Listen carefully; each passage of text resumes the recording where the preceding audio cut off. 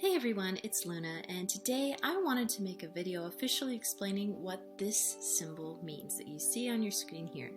This is the symbol that I use on my YouTube channel. It's kind of my logo of sorts, and it's a symbol that I made myself, and I just wanted to explain it so everyone can, when they come to this channel, they can understand what this symbol is all about. There's a lot of deep esoteric meaning that I've put into this symbol that I think is really important and that reflects a lot of what I talk about on this channel as well. So first of all, I don't really have a name for this symbol. I just think of it as the esoteric compass. That's kind of what I call it in my own head. And it has basically 9 different sections to it, or 9 categories of symbolism that I'm going to explain. So these are all esoteric concepts I'm really passionate about, and I think you'll enjoy it if you're into these kinds of things. So the first one that's very obvious is the 4 elements, the red, green, blue, and yellow triangles. And as you can see, they're in the formation of a compass because the number 4 has many different symbols to it, like the 4 cardinal directions, the 4 seasons, and the number 4 is also a representation of stability, like the 4 legs of a chair or the 4 legs of a table. And also, what a lot of people may not know is the 4 elements are not just a made-up thing. They actually very much represent things in real life, such as the 4 states of matter and in science. And the 4 elements were basically my, I guess you could say, my first stepping over into like esoteric symbolism way long ago, when I started realizing the patterns of 4 and how they matched up with the 4 elements, like the seasons and the directions and all that kind of stuff that I mentioned. I started seeing 4 everywhere, as in patterns of 4, and I started looking more into the symbolism of it, what it meant, and that led me into a lot of different occult and esoteric topics. So I had to include that. Also, the idea of the compass is very meaningful for me. The compass is probably my favorite symbol of all time, just because it shows a person's inner compass. Like, that's what it represents for me. A person's moral compass, a person's values and things like that, based on these principles. So the next thing you'll see within each of those triangles of the 4 elements, you'll see the triquetra. I looked up how to pronounce that. I in my head, when I read that, I always pronounce it triquetra, but apparently it's triquetra, and you can fact check me on that. I just looked it up on Google how to pronounce it. But this is a very important symbol, especially in paganism and things like that. In paganism, it represents things like the triple goddess, the maiden, mother, and crone, which are the 3 different stages in the life of a woman. So like the young woman, and then your life changes and you transform when you become a mother, which I'm experiencing right now with my first child. And then there's the crone, when you go into old age, you've experienced menopause and things like that.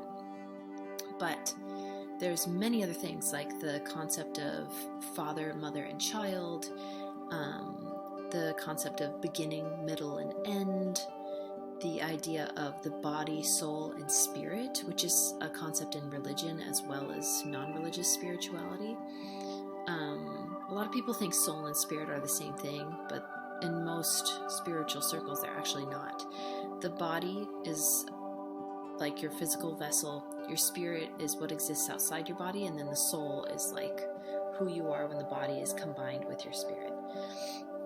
So, and also in alchemy, which can, alchemy is not just the practice of turning different metals like lead and such into gold. It's also a very esoteric practice and metaphorical practice for turning the soul into gold. So there are 3, I guess you could say, elements within alchemy that are mercury, sulfur, and salt. So the triquetra, wow, that's hard to say, triquetra really encompasses all of this symbolism, and I think that's so important, especially the body, soul, and spirit for me.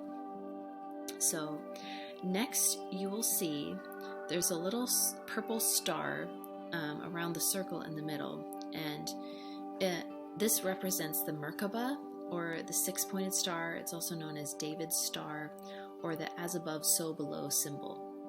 So this is where you have a triangle that's pointing upward and another triangle pointing downward, and they're intersecting with one another. And so that's why it symbolizes as above, so below. And that's basically saying, like, as the universe, so the soul, as without, so within, or as within, so without. And this is the concept that everything in the universe is all one, everything is connected. And it also has like the symbolism of male and female, where like the triangle going up is male, the triangle going down is female, and that also brings in the idea of yin and yang and things like that. So next is the seven-pointed star that you see outlined around all of that, and this is probably the most magical symbol in my opinion, because the number 7 is so magical. So there are 7 chakras, which actually are not all woo-woo like people think. The 7 chakras are connected with the glands of the endocrine system, so that's really interesting. So how your body produces hormones and such. And then the 7 chakras also align with the colors of the rainbow. There's 7 colors of the rainbow: red, orange, yellow, green, blue, indigo, and violet. And then there are the 7 musical notes: A, B, C, D, E, F, G. And there are 7 stars of the Pleiades, which for some reason shows up a lot in a lot of esoteric writings and lore and things like that. So I love the number 7. It's my favorite number. It's the luckiest number for me in the way that my subconscious mind works. I am very attached to the number 7, so it turns out to be lucky for me. So I had to include the 7-pointed star, also known as the fairy star, in there. The next one is the 12 stars of the zodiac that you see around the circular snake on the outside of this symbol. You see all the little black stars. So those, of course, are the 12 signs of the zodiac. That's what the 12 represent there. And so, and of course they go in a circle, much like the zodiac wheel. So the reason I did it like that was, and the reason I included this was, I am someone who believes in astrology. I hope to make more videos in the future explaining why and the logic and reason behind why, because I'm not just someone who sits and reads horoscopes. I actually look into the method of it, the charts, like the details of it all, the history of it all, and how it ties in with science, and things like that. So essentially, the number 12 is a symbol of time and cycles. And we see this in the 12 stations of the moon and of the sun, and also in the 12 months of the year, which the zodiac signs, you could say, are kind of the old way of how people used to measure the months of the year, because there's 12 of them. It was kind of like a month's length of time of each sign and things like that. But now we have the 12 months, and then also the 12 points on a clock. So we can see the symbolism of 12 in all these things as a symbol of time and cycles, which is so important in all of this esoteric knowledge. So we can learn so much about ourselves through all of the things I just mentioned with the number 12. So next is the stars themselves. In among the 12 stars that you see there are 5-pointed stars, and those match up with the pentagram. Or, if you see a 5-pointed star with a circle around it, that's called a pentacle, which has basically the same symbolism for the most part. So the 5 points, especially in paganism and Wicca and things like that, represent the 4 elements plus the 5th element of spirit or ether. And that's often colored purple. And that's why I made the star in the six-pointed star in the middle of this purple. So we have the 4 elements and that, and the little 5-pointed stars. So the number 5 is really significant for representing the 5 senses, the 5 steps in Maslow's hierarchy, which is really cool. In many ways, Maslow's hierarchy can also match up with the chakras, which maybe I'll make another video on that too. And also the head and the 4 limbs of the human body. And a lot of esotericism has to do with physiology and psychology and neurology. So all the parts of the brain and the body and things like that. A lot of people don't realize that esoteric knowledge had a lot to do with science. Just like alchemy is how we got chemistry nowadays. Like it was the catalyst for all of that. So a lot of magic is really just psychology. So many other topics for another day. And also, pentagrams are used in the 5 Chinese, to represent the 5 Chinese elements as well, which are earth, metal, water, wood, and fire. And you get that in things like feng shui. So, next is the symbol of the Ouroboros, which is the snake biting its own tail that you see surrounding the entire rest of the symbols. And this is a beautiful symbol that I love so much. This represents reincarnation. So, the cycle of death, rebirth, going over and over again. It's a symbol of wholeness. It's a symbol for the cycles of nature. As we know, there's cycles of the moon. Women have cycles in their body, cycles of the seasons, and the cycles of life where you're a child and then you're a teenager and then you're an adult and an old person and things like that. And the Ouroboros is also a symbol of eternity because it never ends. Kind of like a wedding ring, for example, is circular because it represents eternity. It never ends. It has no edges, no ends. And so I just got my ring resized, so I thought I'd show that off. So also the Ouroboros isn't always a circle. Sometimes it's in the form of the infinity symbol, which is like a sideways 8, like the number 8 turned sideways.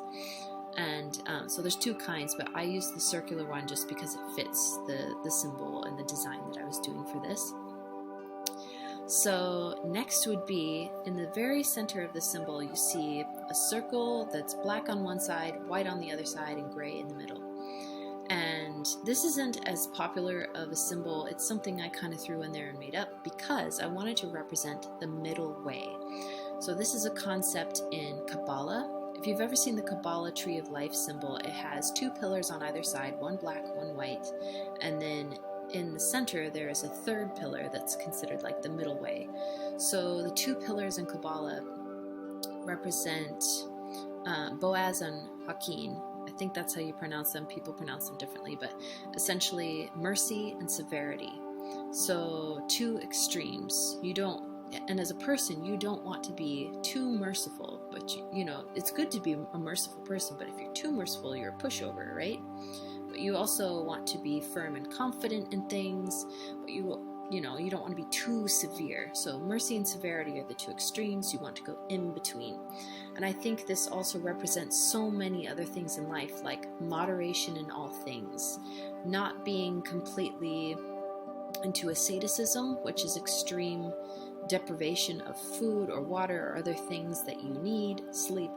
There are people who use asceticism as a very spiritual practice, and if you're someone who does that and it does something good for you, that's great. But extreme asceticism actually can be very unhealthy. But there's also hedonism, which is the opposite of asceticism. Hedonism is complete indulgence in things, in pleasures especially. And too much of that, as we know, is bad too. Too much alcohol, too much food, whatever it may be. So the middle way goes right between asceticism and hedonism at a healthy balance. Balance is key between those things. Now, this also exists in intellectual ideas and philosophical ideas and moral ideas. So avoiding black and white thinking. as you see, the symbol isn't just black or white, there's gray in between. And this is something I believe in so much, especially after leaving religion. When I was in religion, the religion I was in was very black and white thinking. There is right and there is wrong. There's good and there's evil. There's nothing in between. That's how it was. And when I deconstructed from that religion, I realized how incorrect this actually is. So with all of that, I think it's so important to understand that, for example, when we talk about black magic and white magic, there's always going to be some influence from doing magic that may be negative. Or if you're doing a negative spell, maybe there is something good out of it too. There's no such thing as just black or just white magic, just like there's no such thing as an intention that is entirely good or an intention that is entirely bad, or a person who is entirely good or a person who's entirely bad. Our influence in life can have so many different outcomes, and life is very complex, just like people are very complex. So this is a really important concept to understand, especially on a spiritual journey and during a spiritual awakening. So I see this symbol as a reminder to avoid dogma and to always stay in balance within oneself. So lastly, if you look at the symbol from afar, you have the outer circle and then you have the very inner circle. And this matches up with the idea of the sun dot. That's what I call the symbol. It's also called the solar symbol. This is an ancient symbol that we've seen in multiple cultures all around the world at the very beginning of humanity and onward. And this is a symbol of so many different things. A lot of people associate it with sun worship. That's not what it means for me, but it is significant to note that it relates to the sun, because this symbol esoterically means that all is light.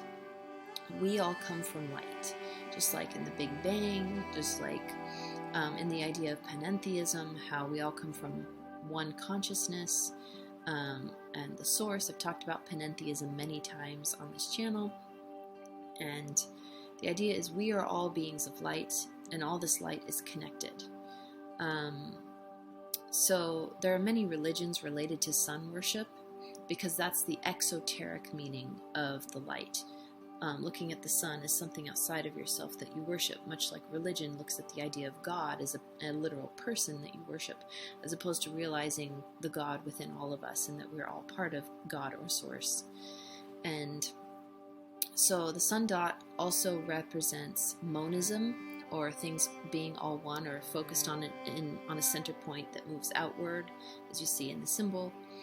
And it's a representation of the universal mind.